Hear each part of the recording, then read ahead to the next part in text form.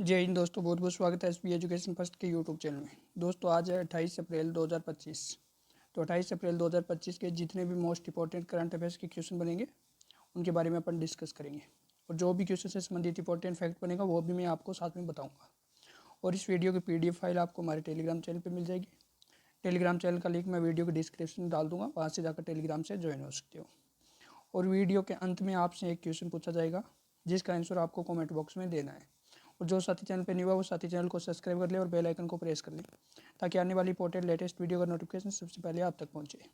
तो चलिए क्लास को स्टार्ट करते हैं बिना देरी किए। तो सबसे पहले अपन करेंगे पिछली क्लास का रिविजन। तो पिछली क्लास में पहला क्वेश्चन था अपना कि हाल ही में विश्व मलेरिया दिवस किस तिथि को मनाया जाता है। तो ये मनाया गया था 25 अप्रैल को।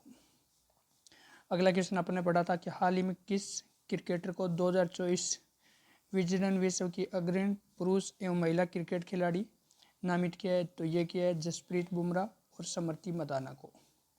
अगला क्वेश्चन है हाल ही में ISSF विश्व कप लिम्पा 2025 पदक तालिका में भारत का कौन सा स्थान रहा है। तो भारत का तीसरा स्थान रहा है।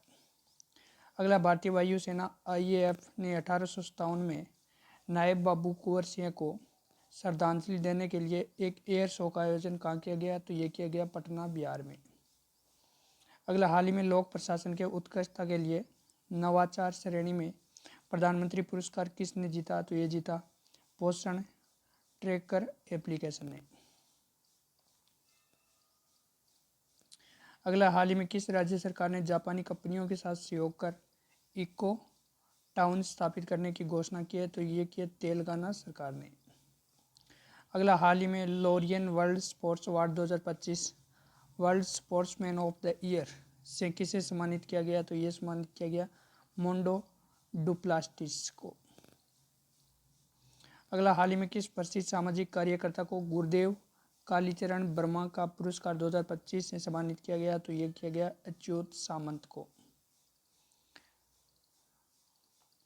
अगला हाल ही में किस देश ने मैग्नीशियम हाइड्रोक्साइड के सहयोग से विकसित गैर परमाणु हाइड्रोजन बम का परीक्षण किया है। तो ये किया है चीन देश ने। चलिए अब चलते हैं आज की क्लास की तरफ। आज की क्लास का पहला क्वेश्चन है हाल ही में विश्व डिजाइन दिवस किस तिथि को मनाया जाता है। तो ये मनाया जाता है 27 अप्रैल को। तो सही आंसर क्या हो जाएगा ऑप्शन नंबर सी, यानी 27 अप्रैल को क्या मनाया जाता है। तो विश्व डिजाइन दिवस मनाया जाता है 27 अप्रैल को।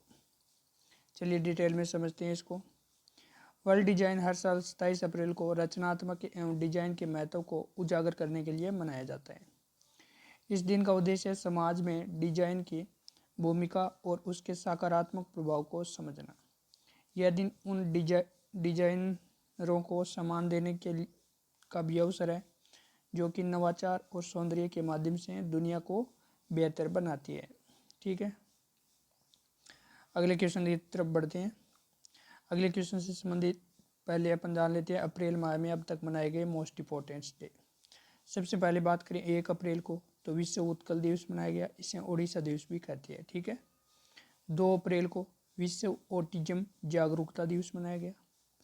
3 अप्रैल को हिंदी रंगमंच दिवस मनाया गया। 4 अप्रैल को अंतर्राष्ट्रीय खाद्यान्न जागरूकता दिवस मनाया गया। 5 अप्रैल को राष्ट्रीय समुद्री दिवस मनाया गया। 6 अप्रैल को विकास और शांति के लिए कौन सा अंतर्राष्ट्रीय खेल दिवस मनाया गया। वहीं आगे बात करें 7 अप्रैल को विश्व स्वास्थ्य दिवस मनाया गया। 8 अप्रैल को अंतर्राष्ट्रीय रोमानी दिवस मनाया गया।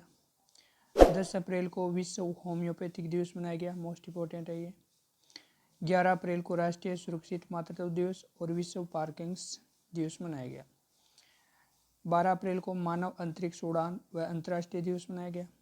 13 अप्रैल को जलियांवाला बाग नरसंहार दिवस मनाया गया, ये भी इम्पोर्टेंट है। अगला 14 अप्रैल को विश्व चांगास रोग दिवस मनाया गया। 15 अप्रैल को विश्व कला दिवस और हिमालय दिवस भी मनाया गया, ये भी इम्पोर्टेंट है। अगला 16 अप्रैल को विश्व ध्वनि दिवस मनाया गया। आगे बात करें 17 अप्रैल को, तो विश्व हीमोफीलिया दिवस मनाया गया, ये भी इम्पोर्टेंट है। अगला 18 अप्रैल को विश्व विरासत दिवस मनाया गया। 19 अप्रैल को विश्व लीवर दिवस मनाया गया, ये भी इम्पोर्टेंट है। 20 अप्रैल को राष्ट्रीय हमशक्ल दिवस मनाया गया। 21 अप्रैल को राष्ट्रीय सिविल सेवा दिवस मनाया गया। 22 अप्रैल को पृथ्वी दिवस मनाया गया, इम्पोर्टेंट है ये पृथ्वी दिवस। 23 अप्रैल को विश्व पुस्तक एवं कॉपीराइट दिवस मनाया गया। 24 अप्रैल को राष्ट्रीय पंचायती राज दिवस मनाया गया। ये वेरी वेरी इंपॉर्टेंट है, राष्ट्रीय पंचायती राज दिवस। अगला 25 अप्रैल को विश्व मलेरिया दिवस मनाया गया, ये भी इंपॉर्टेंट है। ठीक है, तो अप्रैल माह में इतने मोस्ट इंपॉर्टेंट डे मनाए गए। ये टॉपिक मोस्ट इंपॉर्टेंट इसलिए हो जाता है क्योंकि इससे संबंधित हर एग्जाम में 1 या 2 क्वेश्चन पूछे जाती है, इसलिए ये टॉपिक क्या हो जाता है, इंपॉर्टेंट हो जाता है। अगले क्वेश्चन की तरफ बढ़ते हैं। क्वेश्चन नंबर 2 है, हाल ही में केंद्रीय पुरातत्व सलाहकार बोर्ड यानी CABA की 38वीं बैठक की मेजबानी किसने की? तो ये की थी यदुवीर सिंह ने। किसने की? यदुवीर सिंह ने। तो सही आंसर क्या हो जाएगा? ऑप्शन नंबर बी, यानी केंद्रीय पुरातत्व सलाहकार बोर्ड की 38वीं बैठक की मेजबानी किसने की? यदुवीर सिंह ने की। डिटेल में समझते हैं इसको। केंद्रीय पुरातत्व सलाहकार बोर्ड के 38वीं बैठक की मेजबानी भारतीय पुरातत्व सर्वेक्षण ASI के महानिदेशक यदुवीर सिंह ने की। यह बैठक 23 अप्रैल 2025 को नई दिल्ली में आयोजित की गई थी। इस बैठक का उद्देश्य पुरातत्व से जुड़े विषयों पर चर्चा करना और भारतीय सांस्कृतिक विरासत के संरक्षण हेतु सुझाव देना था।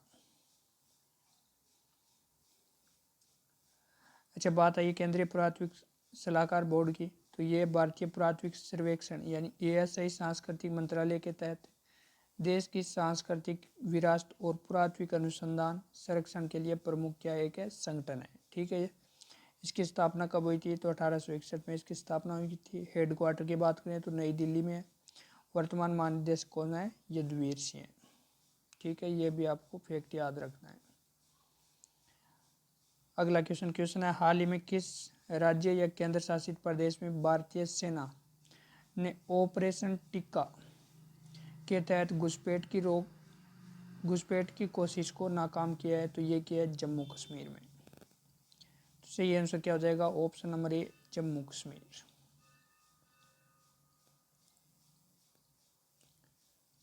अगला क्वेश्चन है, हाल ही में किस देश ने थोरियम नमक का उपयोग करके दुनिया का पहला परमाणु ऊर्जा संयंत्र बनाया है? तो ये किस देश ने बनाया? तो ये बनाया चीन ने।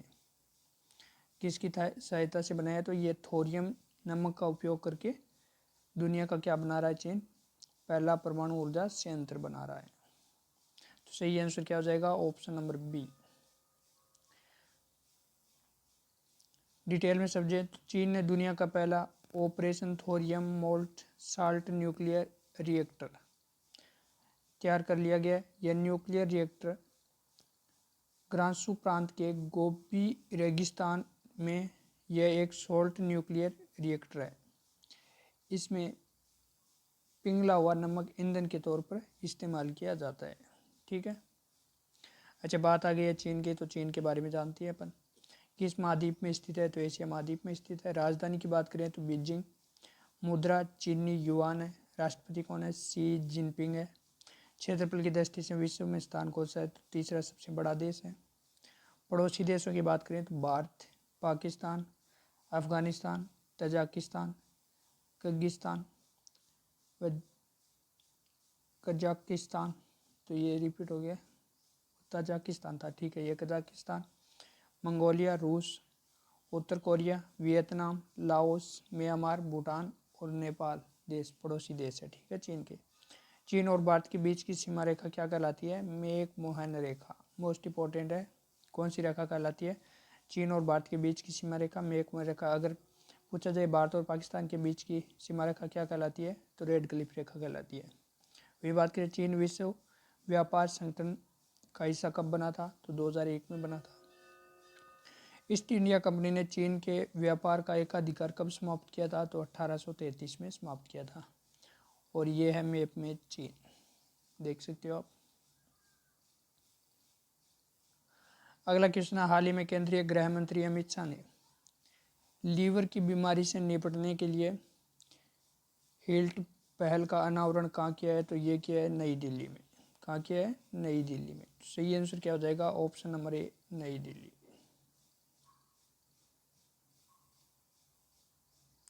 अच्छा बात आई है दिल्ली की, तो दिल्ली के बारे में जानते हैं। तो मुख्यमंत्री कौन है? रेखा गुप्ता है। वहीं बात करें उप मुख्यमंत्री, प्रवेश वर्मा है। उपराज्यपाल कौन है? वीके सक्सेना है। वही बात करें दिल्ली की स्थापना, तो दिल्ली की स्थापना हुई थी 1911 में। प्राचीन नाम क्या था? इंद्रप्रस्थ था, यानी महाभारत काल में दिल्ली को क्या कहते थे? इंद्रप्रस्थ कहते थे। विधानसभा सीटों की बात करें तो 70 सीटें, लोकसभा सीटें 7 है और राज्यसभा सीटें कितनी है? 3 है। राज्य पक्षी की बात करें, राज्य पक्षी है गौरैया, राज्य के पशु है नीलगाय और पड़ोसी राज्य है हरियाणा, उत्तर प्रदेश, और ये है मैप में दिल्ली। ठीक है, आप देख सकते हो। अगले क्वेश्चन की तरफ बढ़ते हैं। अगला क्वेश्चन है, हाल ही में भारत सरकार ने भारतीय रिजर्व बैंक यानी आरबीआई के डिप्टी गवर्नर के रूप में किसे पुनः नियुक्त किया गया है? तो ये नियुक्त किया गया है टी रविशंकर को। किसको? टी रविशंकर को भारतीय रिजर्व बैंक का पुनः डिप्टी गवर्नर के रूप में नियुक्त किया गया है। तो सही आंसर हो जाएगा ऑप्शन है ए, टी रविशंकर। ये फोटो में देख सकते हो, ये है टी रविशंकर। अच्छा, बात आई है आरबीआई के बारे में, तो जानते हैं भारतीय रिजर्व बैंक के बारे में। तो भारत का क्या एक केंद्रीय बैंक है जो कि देश में क्या करता है? मौद्रिक नीति, बैंकिंग व्यवस्था और वित्तीय स्थिरता को क्या करता है? नियंत्रण करता है। स्थापना की बात करें तो 1 अप्रैल 1935 में इसकी स्थापना हुई थी। बात करें इसका मुख्य उद्देश्य है मुद्रास्फीति नियंत्रण, ब्याज दरों का निर्धारण और वित्तीय समावेश को बढ़ावा देना है। वही बात करें इसका हेडक्वार्टर कहाँ है? तो हेडक्वार्टर है मुंबई में। ठीक है, ये फैक्ट भी आपको याद रखना है रिजर्व बैंक से संबंधित। अगला क्वेश्चन है, हाल ही में किस संगठन ने 7वीं पीढ़ी की कृत्रिम बुद्धिमत्ता एआई चिप आयरन वुड का अनावरण किया है? तो किसने किया है? तो ये किया है गूगल ने। किसने किया है? तो गूगल ने। तो सही आंसर क्या हो जाएगा? ऑप्शन नंबर बी, गूगल ने कृत्रिम बुद्धिमत्ता एआई चिप यानी आयरवुड का क्या किया है? अनावरण किया है। देख सकते हो ये फोटो में आयरन वुड चिप। अगला क्वेश्चन है, हाल ही में दुनिया की पहली ह्यूमनॉइड रोबोट हाफ मैराथन का आयोजन कहाँ किया गया? तो ये किया गया चीन के बीजिंग में। कहाँ किया गया? चीन के बीजिंग में किया गया। तो सही आंसर क्या हो जाएगा? Option number A. डिटेल में समझते हैं इसको। ह्यूमनॉइड रोबोट हाफ मैराथन 19 अप्रैल 2025 को चीन के बीजिंग में आयोजित की गई। इसे विश्व की पहली मानव रोबोट हाफ मैराथन बताया जा रहा है। विश्व की पहली क्या बताया जा रहा है? मानव रोबोट हाफ मैराथन बताया जा रहा है। इसमें विभिन्न डिजाइनों एवं आकारों के मानव धावक और मानव रूपी रोबोट शामिल किए गए थे। सबसे तेज मानव ने 1 घंटे 2 मिनट में ये दौड़ पूरी की। वहीं बात करें सबसे तेज रोबोट ने, तो रोबोट का नाम तियांगो अल्ट्रा ने 2 घंटे 40 मिनट में इस दौड़ को क्या किया? पूरा किया। ठीक है, ये फैक्ट भी आपको याद रखना है। अगले क्वेश्चन की तरफ बढ़ते हैं। अगला क्वेश्चन है, हाल ही में किस राज्य ने पारंपरिक कारीगरों के विकास के लिए कलईगी नगर केविनाई थिटम योजना की शुरुआत की है? तो किस राज्य ने की है? तो ये की है तमिलनाडु राज्य ने। तो सही आंसर क्या हो जाएगा? ऑप्शन नंबर ए, तमिलनाडु राज्य ने इस योजना की शुरुआत की है। अगला क्वेश्चन है, हाल ही में यूनेस्को ने 16 नए वैश्विक भू पार्कों को अपनी सूची में शामिल किया है। अब कुल वैश्विक भू पार्कों की संख्या कितनी हो गई है? तो ये हो गई है 229। तो सही आंसर क्या हो जाएगा? ऑप्शन नंबर ए, कितनी हो गई? 229। डिटेल में समझते हैं इसको। यूनेस्को ने 17 अप्रैल 2025 को 16 नए वैश्विक जियो पार्क को मान्यता दी है, जिससे अब विश्व भर में जियो पार्क्स की कुल संख्या 50 देशों में 229 हो गई है। कितने देशों में? 50 देशों में।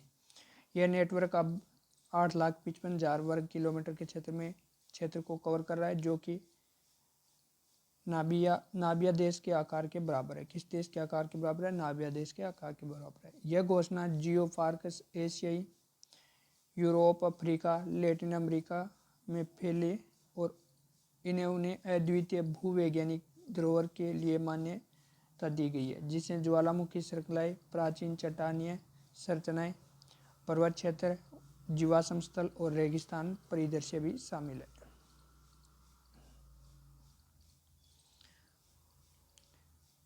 अच्छा, लास्ट लास्ट क्लास में आपसे क्वेश्चन पूछा गया था कि किस राज्य सरकार ने महिलाओं को आत्मनिर्भर और सशक्त बनाने के लिए पिंक ई रिक्शा योजना की शुरुआत की है। तो ये की थी महाराष्ट्र राज्य सरकार ने। तो सही आंसर क्या हो जाएगा? Option number C, Maharashtra. आज का क्वेश्चन है जिसका आंसर आप लोगों को कमेंट बॉक्स में देना है। क्वेश्चन है, हाल ही में किस विदेशी नेता को भारत की आधिकारिक यात्रा पर दिल्ली में गार्ड ऑफ ऑनर दिया गया है? 4 ऑप्शन दिए हुए हैं, सही ऑप्शन चुनकर आंसर आप लोगों को कमेंट बॉक्स में देना है। दोस्तों आज के लिए इतना है। अगर वीडियो अच्छा लगे तो वीडियो को लाइक करना, शेयर करना और यूट्यूब चैनल को सब्सक्राइब करना। मिलती है नेक्स्ट क्लास में। जय हिंद, जय भारत।